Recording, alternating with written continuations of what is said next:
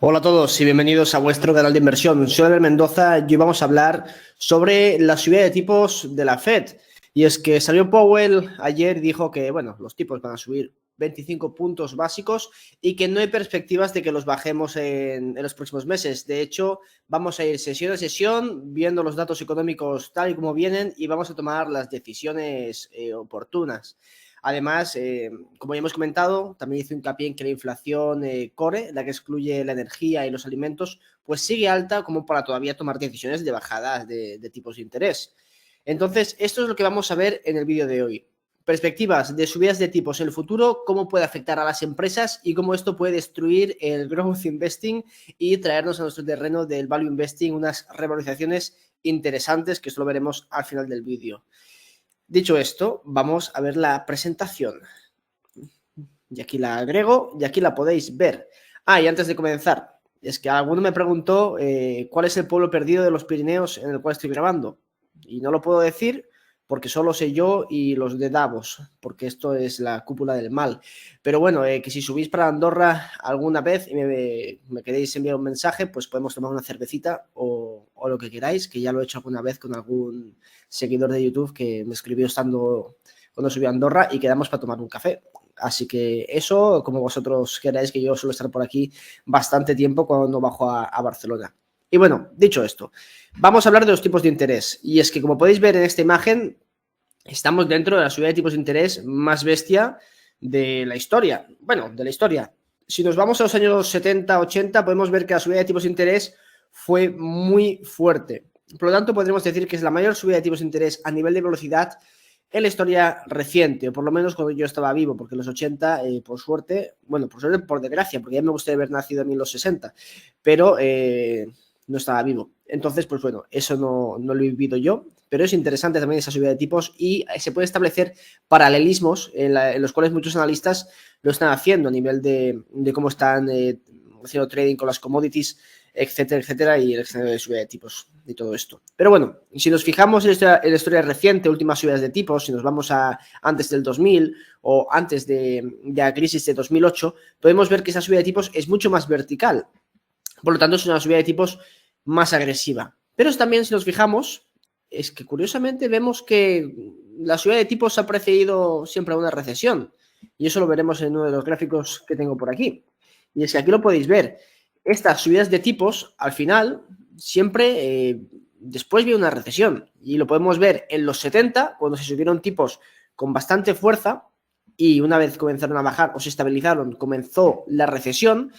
Vimos en mitad de los 70 también, en los 80 vemos esta subida fuerte de tipos y estas recesiones, y se puede ver todavía más claro, yo creo que en la de 2008, quizá no tanto la del 2000, que vemos aquí que está pues la burbuja.com, pero también hubo una subida de tipos antes del estallido de la burbuja, pero se ve claramente en la crisis de 2008, en el cual se subieron tipos a partir de la recuperación del año 2000, llegó a una tasa terminal del 5%, más o menos los tipos que tenemos a día de hoy, porque ahora están en el 5,5%.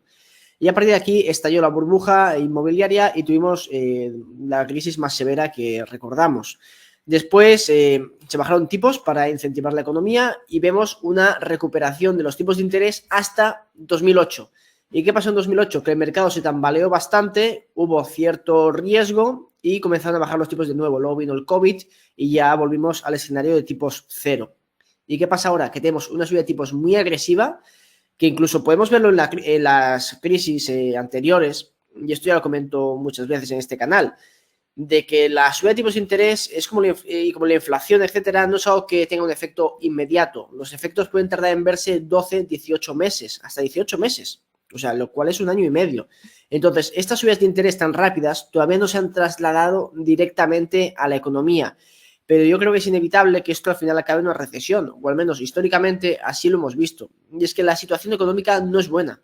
Ya estamos viendo cómo se va deteriorando la economía, que, como digo, como esto todavía no ha impactado directamente y todavía quedan meses para que veamos los impactos de la subida de tipos, la economía sigue marchando, sobre todo en Estados Unidos, que es lo que nos interesa para comentar. Y también nos interesa para la crisis del petróleo, ¿de acuerdo? Que siga aumentando el consumo de petróleo para que tengamos pues precios altos, al menos hasta finales de año, que es cuando yo creo que ya se habrá trasladado gran parte de la subida de tipos de interés a la economía. Y si esto le sumamos una subida del precio de la energía, tendremos un problema bastante serio, el cual yo creo que acabará bastante mal.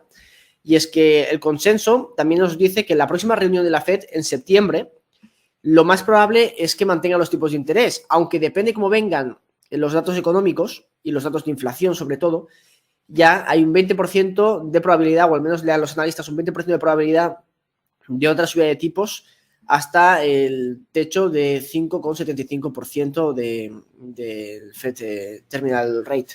O sea, lo cual es bastante interesante.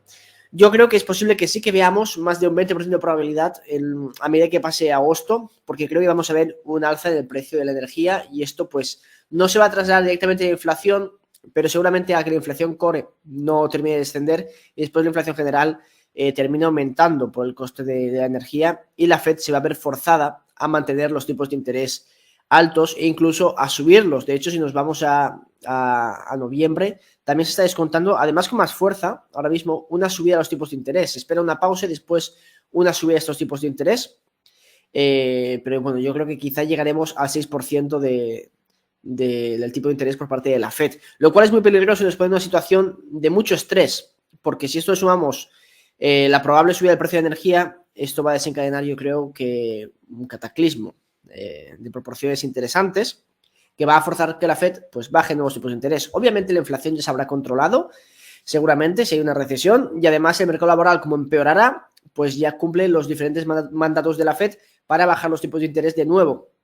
¿Dónde está el suelo en los próximos años? Esa es la cuestión. Si volveremos a tener un techo de un suelo del 0% o un suelo quizá de tipos de interés del 3%, porque la inflación no se va a nivelar al 2% así como así. Yo creo que si no hay una recesión tendremos tipos de interés altos durante más tiempo, bastante más tiempo. De hecho, creo que la Fed dijo que hasta 2025 no se espera que la inflación baje esos niveles y que no esperan una recesión. Yo sí que espero una recesión, sinceramente, por los diferentes factores que vamos viendo en los informes semanales y por las dinámicas del mercado. Pero bueno, me parece bastante interesante también ver lo que comenta la Fed, aunque al final muchas veces no dan pie con bola y se suelen pasar de tirada los tipos de interés al alza como se han pasado de bajada anteriormente. Entonces, este es el escenario en el cual estamos a día de hoy. Además de que los tipos de interés, para mantenerlos altos durante más tiempo, es complicado. Y aquí os voy a poner una de las cuantas diapositivas hablando de este tema. Podéis ver, esto es la deuda de Estados Unidos en proporción con el PIB. No es lo mismo tener los tipos de interés altos, como podemos ver aquí, en los años 80 o en el 2000, que tenerlos ahora, porque veis que la proporción de deuda respecto al PIB de Estados Unidos es mucho más grande, lo que hace que al final pues tengan que pagar más tipos de, tengan que pagar más dinero por los intereses de esta deuda nueva que se va emitiendo y esto incrementa el déficit del Estado y eso es un problema porque hay que cuadrar los déficits siempre. Entonces, encima ahora que vienen elecciones, pues va a ser un problema. Y además estas dos, yo os las puse en el informe semanal pasado, y es que Estados Unidos tiene una gran cantidad de deuda a corto plazo, que tiene que hacer un rollover, tiene que volver a emitir deuda para pagar la deuda antigua. Y no es lo mismo emitir deuda al 2, 1% que hacerlo al 5, 6%. Y esto va a hacer que al final acabes pagando más intereses sobre la deuda y aumente tu déficit. Tengas que destinar más recursos que extraes a los ciudadanos mediante la coacción, pues bueno, a nivel a base de impuestos, para destinarlos a pagar los intereses de la deuda, lo cual es un problema, porque te va a hacer recortar o subir los impuestos, que ya hemos hablado mucho de esto, de que es una medida bastante impopular, o hacer recortes sociales, que es otra medida impopular, y al final tú quieres estar en el poder. O la tercera opción es mantener la inflación alta y los tipos por debajo de la inflación. Entonces, poco a poco nos vamos liquidando la deuda, como vimos aquí en los años 60, en el cual la deuda de los 60 a los 80, con la alta inflación y los tipos quizá no, tipos reales negativos, la inflación, la deuda fue disminuyendo. Y esto yo creo que es algo que vamos a ver.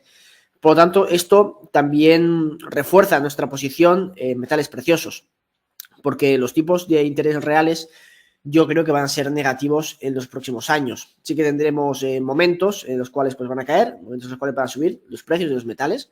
Y ahora mismo yo creo que quizás no es el mejor momento para estar en metales preciosos porque si la inflación sigue bajando y los tipos siguen subiendo, entraremos en tipos reales positivos, lo cual es negativo para los metales.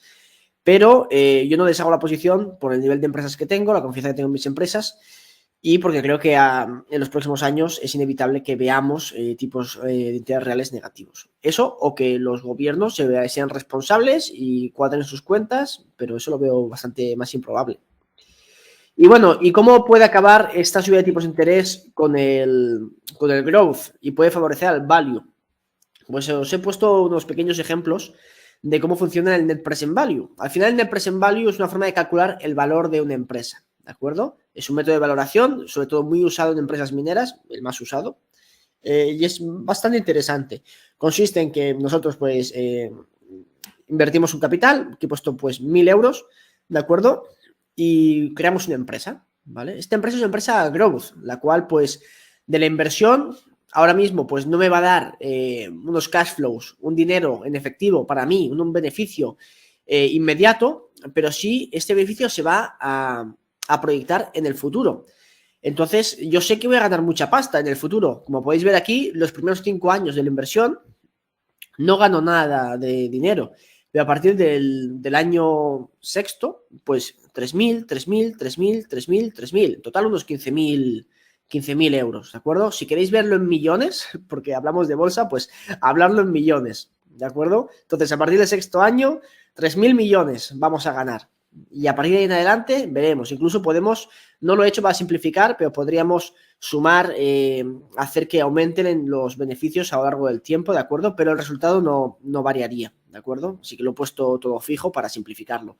Y el tipo de interés es el 0%, el de la FED, pero lo vamos a descontar al 2% porque es una inversión y tiene un riesgo, ¿de acuerdo? Entonces, como los tipos están a 0, lo descontamos al 2%, un tipo de interés bastante bajo, porque el coste de oportunidad de poner ese dinero en bonos, que es una inversión segura, pues es bastante bajo. O sea, no hay ese coste de oportunidad porque no paga intereses. Entonces, pues lo descontamos al 2%. Resultado, descontándolo al 2%, el valor de esta inversión, que al final son 15.000 millones, ¿de acuerdo? Lo que vamos a obtener hasta los próximos 5 años, los últimos 5 años, si lo descontamos al 2%, que es el coste de oportunidad, nos daría un valor de la empresa descontado el 2% de 11.800 millones, ¿de acuerdo? Y dices, hostia, pues es pasta.